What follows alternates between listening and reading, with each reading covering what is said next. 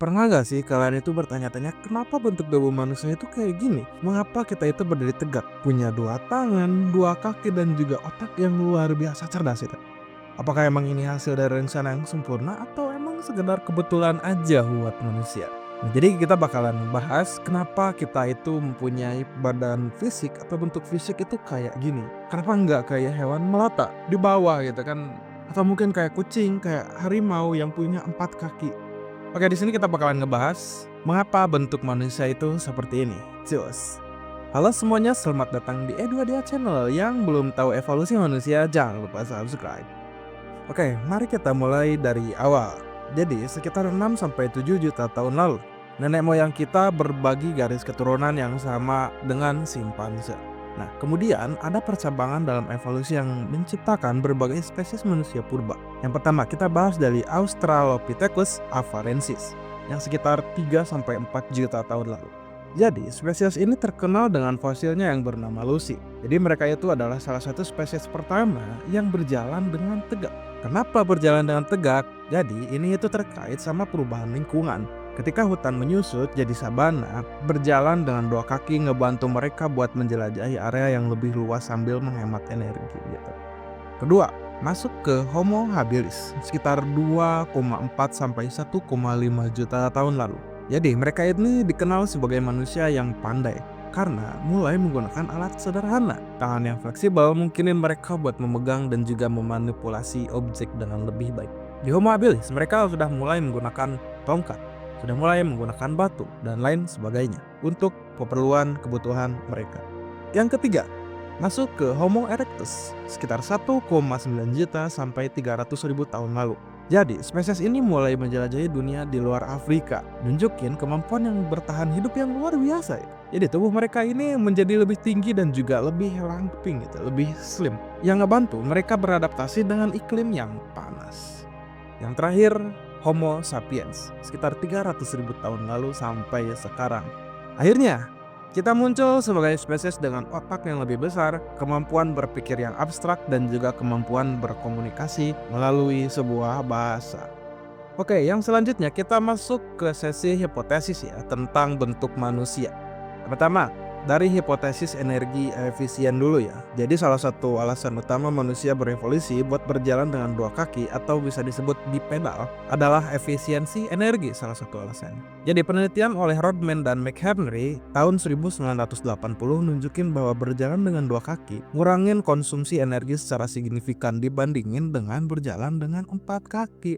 Dalam lingkungan di savana di Afrika sana tuh, jutaan tahun lalu, efisiensi ini sangat penting buat cari makanan dan juga air yang tersebar di sana secara luas. Nah, keuntungannya apa? Nah, dengan berjalan tegak, tangan manusia itu bisa bebas digunain buat ngebawa makanan, anak-anak, atau alat yang lain sebagainya. Selain itu, energi yang dihemat mungkinin manusia menempuh jarak yang lebih jauh tanpa kelelahan.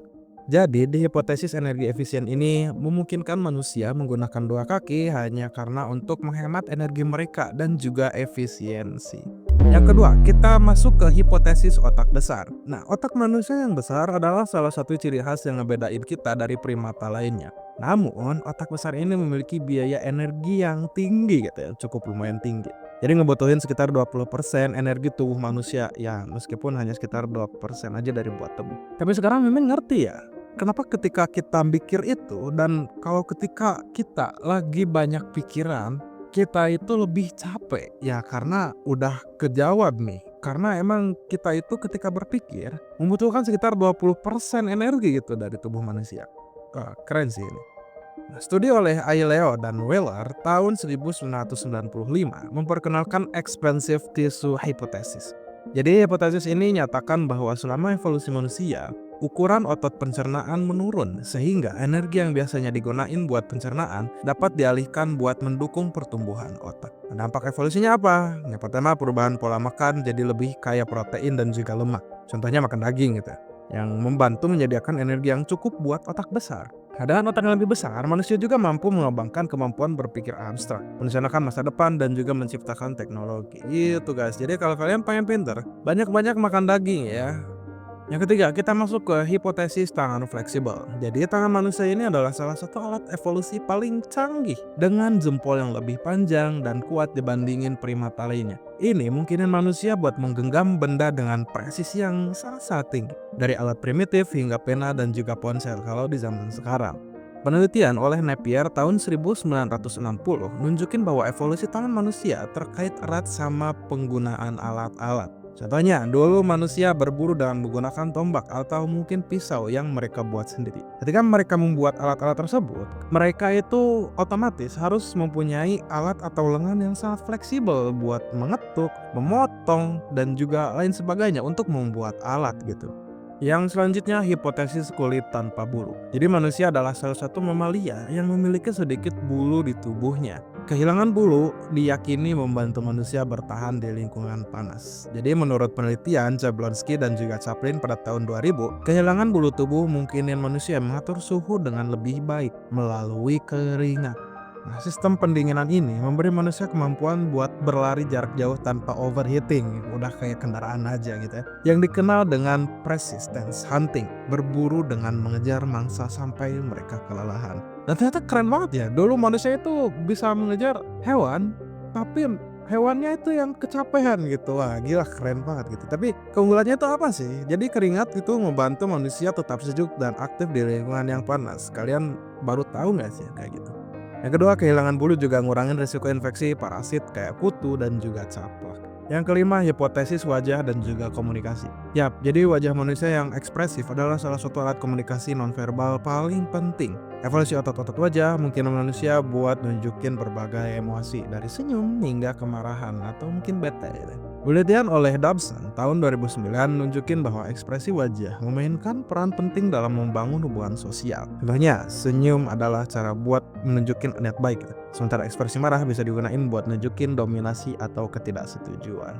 Yang terakhir, dari hipotesis bentuk tubuh. Nah, bentuk tubuh manusia juga berevolusi buat beradaptasi dengan lingkungan. Jadi menurut Bergman's Rule dan Allen's Rule, ukuran tubuh manusia berubah bergantung pada iklimnya. Nah, di lingkungan dingin, manusia itu cenderung memiliki tubuh lebih pendek dan juga lebih bulat buat mempertahankan panas. Nah, di lingkungan panas, tubuh manusia itu lebih ramping dan juga panjang buat ngebantu pelepasan panas. Ya, kalian juga pasti udah paham sih yang kayak gini ya, karena gak bakalan dibahas terlalu dalam juga, takutnya kan mimin rasis atau gimana ya. Nah, jadi penelitian oleh Rupp tahun 1994 tunjukin bahwa variasi bentuk tubuh ini merupakan hasil dari adaptasi jangka panjang terhadap lingkungan geografis mereka tinggali. Gitu guys. Nah, jadi sebetulnya tantangan evolusi dan juga dampaknya tuh apa sih? Nah, evolusi juga emang ngebawa tantangan juga bagi tubuh manusia. Yang pertama, sakit punggung dan juga lutut. Berdiri tegak menempatkan tekanan ekstra pada tulang belakang dan juga lutut yang sering menjadi masalah pada kita udah tua gitu. Yang selanjutnya, otak besar dan juga proses melahirkan. Otak besar manusia menyebabkan proses kelahiran menjadi lebih sulit dibandingin mamalia lainnya. Inilah mengapa bayi manusia lahir dalam keadaan belum sepenuhnya berkembang gitu. Kalau emang langsung gede ya kan ngeri juga gitu. Dan selanjutnya, kebutuhan kalori tinggi. Jadi otak besar kita itu membutuhkan kalori yang tinggi. Ngebuat manusia itu sangat bergantung pada makanan yang bernutrisi. Jadi kalau kalian pengen sehat, pengen pintar, jagalah pola makan kalian dan juga sering-sering makan daging gitu. Kenapa bentuk manusia ini seperti sangat-sangat menakjubkan, seakan-akan sebuah keajaiban gitu. Nah, tubuh manusia itu adalah keajaiban ya pastinya. Pertama, kemampuan multitasking. Jadi kita itu bisa berlari, memanjat, berenang, dan melakukan pekerjaan presisi kayak operasi bedah. Nah, selanjutnya komunikasi kompleks. Mulut, lidah, dan pita suara kita berevolusi buat mungkinin kita berbicara. Yang terakhir, ketahanan luar biasa. Manusia adalah pelari jarak jauh yang hebat di masa lalu. Kita berburu dengan mengejar mangsa sampai mereka itu kelelahan. Betapa spesialnya bentuk tubuh kita, betapa indahnya bentuk tubuh kita, dan juga betapa hebatnya bentuk tubuh kita. Tinggal bagaimana kita menjaga tubuh kita supaya tubuh kita tetap sehat dan juga tetap fit buat menjalani hari yang panjang buat umur manusia. Nah, selanjutnya kita itu emang gak pernah berhenti sama yang namanya evolusi. Pertanyaan menariknya adalah gimana bentuk manusia di masa depan? Penasaran gak sih kalian kayak gitu? Yang pertama, Zaman sekarang itu udah ada teknologi dan juga biologi. Nah, kemajuan dalam teknologi kita mungkin bakalan bergabung sama mesin atau mungkin cyborg. Yang selanjutnya pasti ada adaptasi baru. Kita manusia kalau mau menjelajahi planet lain, tubuh kita itu mungkin bakalan berubah buat beradaptasi dengan gravitasi yang berbeda atau lingkungan tanpa oksigen. Ngomong-ngomong tentang evolusi masa depan manusia, Mimin udah bikin videonya di dia. Kalau kalian penasaran, kalian tinggal tonton aja videonya yang ini. Oke, lanjut. Nah, kita masuk ke sesi kesimpulan ya. Jadi manusia itu adalah hasil dari miliaran tahun evolusi dan adaptasi yang sangat-sangat kompleks gitu guys. Jadi bentuk tubuh kita bukanlah hasil kebetulan, tapi emang tanggapan terhadap tantangan lingkungan dan juga kebutuhan bertahan hidup. Jadi kalau kalian melihat diri kalian di cermin, ingatlah bahwa tubuh kalian itu adalah cerita panjang tentang keberanian, adaptasi dan juga inovasi. Gitu guys, oke? Oke, mungkin segitu aja yang bisa disampaikan sama Mimin. Jangan lupa like, comment, subscribe, dan share ke teman-teman kalian. Barangkali informasi yang Mimin sampaikan teman-teman kalian itu belum pada tahu, oke? See you on next video. Sampai jumpa di video selanjutnya. Bye.